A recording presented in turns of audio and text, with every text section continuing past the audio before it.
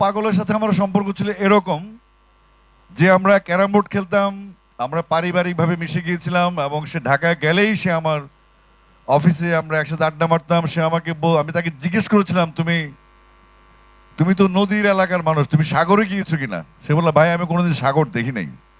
তো কিছুদিন পরে আমি তাকে নিয়ে পতেঙ্গা যাই এবং আমরা সমুদ্র ভ্রমণ করি, গভীর সমুদ্রে তাকে আমি নিয়ে গেছিলাম। তার কিছুদিন পরেই অ্যাক্সিডেন্টটা হয় এবং জাস্ট 18 তারিখে আমি সেদিন রাতে আবার লেবাননে চলে যাই। আমার কনসার্ট ছিল, যে কারণে আমার আসলে আসা হয়নি। তারপরে নানান রকম টানা পড়েন, হিসাব মিলানো, সব আশ্রয় হয়নি।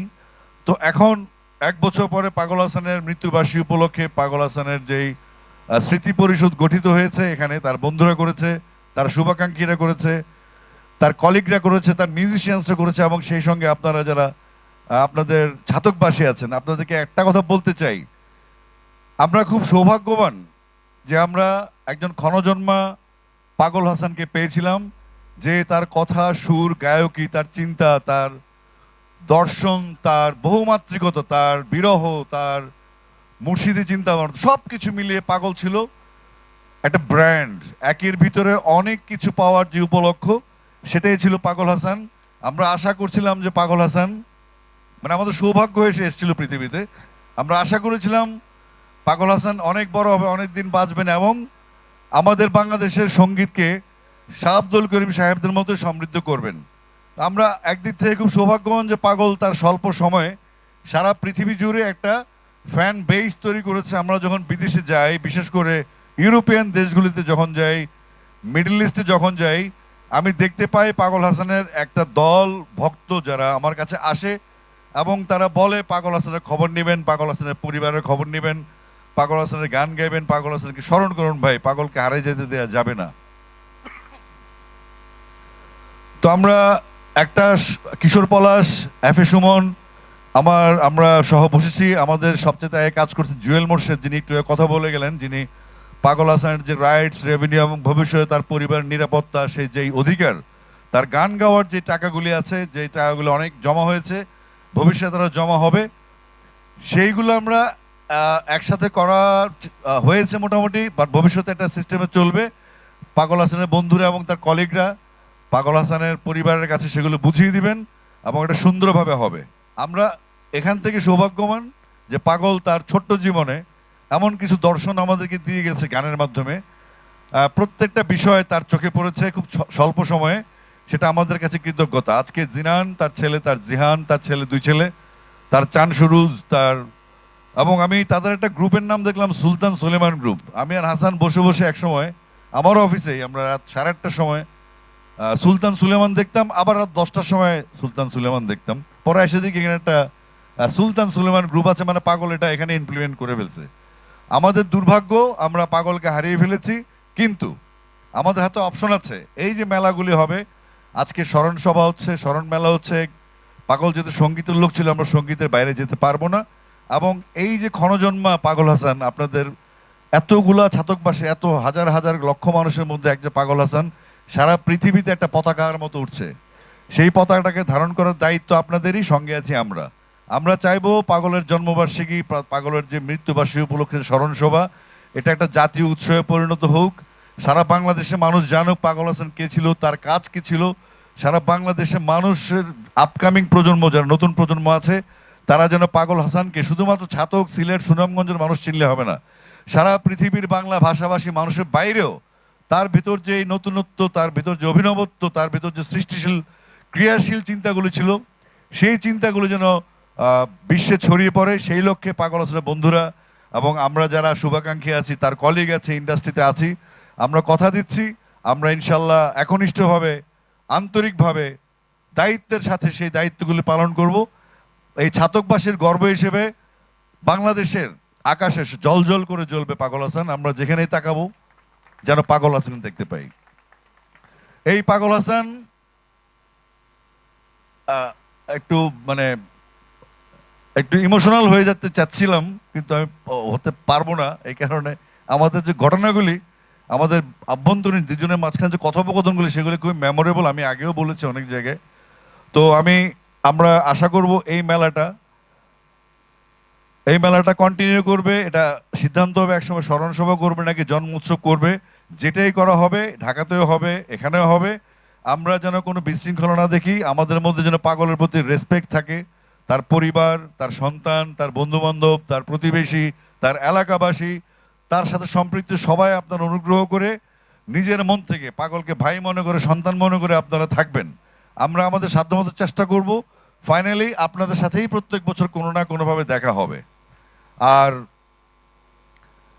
আমি সাধারণত আমার নিজেরই যথেষ্ট গান আছে, যথেষ্ট গান। আমি ট্রিবিউট করার চেষ্টা করতাম সবসময় আজম খানকে। আজম ভাই আমাদের শ্রদ্ধেয় পপ গুরু, তিনি আমাকে অনেক ভালোবাসতেন। তিনিও একজন স্পিরিচুয়াল মানুষ ছিলেন গানের জগতে, সাবেক মুক্তিযোদ্ধা, বীর মুক্তিযোদ্ধা ছিলেন। আমি প্রত্যেকটা জায়গায়, বিশেষ করে দেশের বাইরে প্রত্যেকটা কনসার্টে পাগল হাসানের গান গাওয়ার চেষ্টা করি। ওর গান গাওয়া তো সহজ না, অনেক কঠিন। তার অ্যাকসেন্ট আলাদা, তার উচ্চারণ ভঙ্গি বা তার কথাবার্তা, শব্দ চয়ন, শব্দ প্রয়োগ অনেক কঠিন। তা আমরা চাইবো পাগলের ছেলে জিনান, সম্ভবত সরি খেয়াল করে নেই, আসো, ও আছেন ক্লাস 8-এ পড়ে, আর ও আছে মাদ্রাসায় পড়ছে। তো তার মধ্যে একটু সে নিজেও দেখলাম তার পাগল পাগল জিনান লিখেছে। আসলে আমি প্রথম যখন পাগলের সাথে পরিচিত হই, আমার ভাই আমার নাম পাগল আছে না, আমি বলে মানুষ নিজের নাম নিজে পাগল দেয়, এটা বড় ধরনের পাগল। পরে তার সাথে মিশলাম এবং তার চিন্তাধারা, তার সৃষ্টিশীলতা তার সন্তানদের মধ্যে প্রভাবিত হোক। এবং আমি চাইবো আপনারা প্রত্যেক বছরই আমাকে পেতে পারেন, আমি আসবো আমার নিজের মনে করে। আমি এখানে বড় সমাবেশ না হলে পাগলের বাসায় ইনশাল্লাহ আমি আসবো, এটা আমার জবান। কারণ হচ্ছে আমি তাই খুব মিস করি, খুব মিস করি আমি পাগলকে। আমি অনেক মিস করি পাগলকে, আমরা সবাই মিস করি। পাগলের কলিগরা আছে এখানে, কিশোর পলাশ, এফে সুমন, পারভেজ আছে, বন্যা আছে এখানে, যারা একসাথে কাজ করতে আছে। গামছা পলাশ এখানে নাই, তো তাদের একটা সার্কেল আছে। আজকে ছাতকবাসী আপনারা একটা শপথ নিতেই হবে। যেখানে মারা গিয়েছে এখানে তার প্রস্তাবিত পাগল হাসান চত্বর নাম রাখার একটা প্রস্তাবনা রেখেছে পাগল হাসান স্মৃতি পরিষদ। সেই পাগল হাসান স্মৃতি পরিষদে আমি সহ আমরা সবাই সম্পৃক্ত হয়ে এটা একটা সুন্দর প্রাতিষ্ঠানিক উপায়ে এই চত্বরটার নাম যেন পাগল হাসান চত্বর হয়,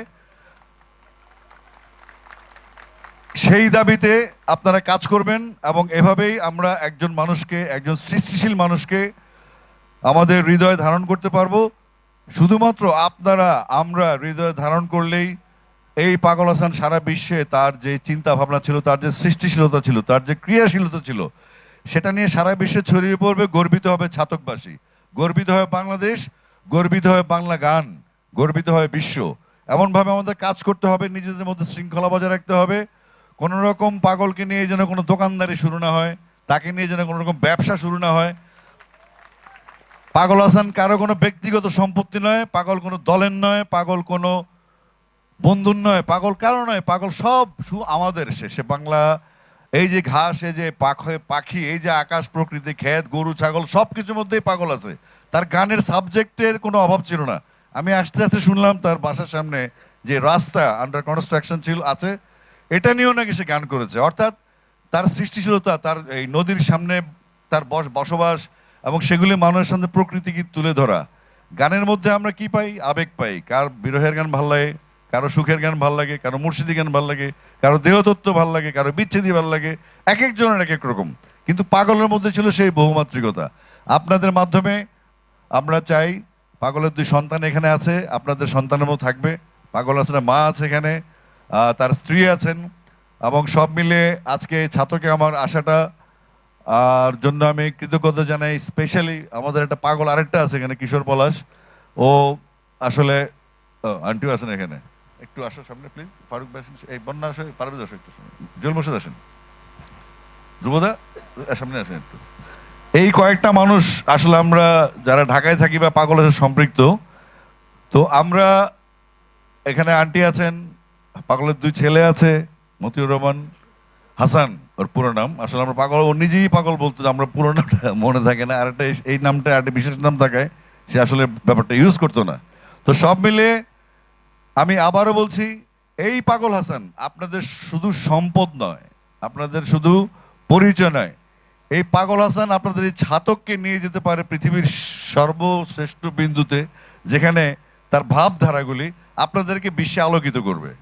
আপনারা গর্বিত হবেন, আপনাদের গর্ব করার জায়গা আছে, আপনারা মিস করবেন না। সে যখন লিখেছিল বা সুর করেছিল, মানুষ মইরা গেলে কদর বাইরা যায়।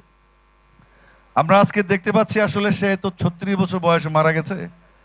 এটা আল্লাহর নির্দেশ ছিল, আল্লাহর ইশারা ছিল, এখানে আমাদের কোনো হাত নেই। আমরা মিস করব, এটা আমাদের অনুভূতি।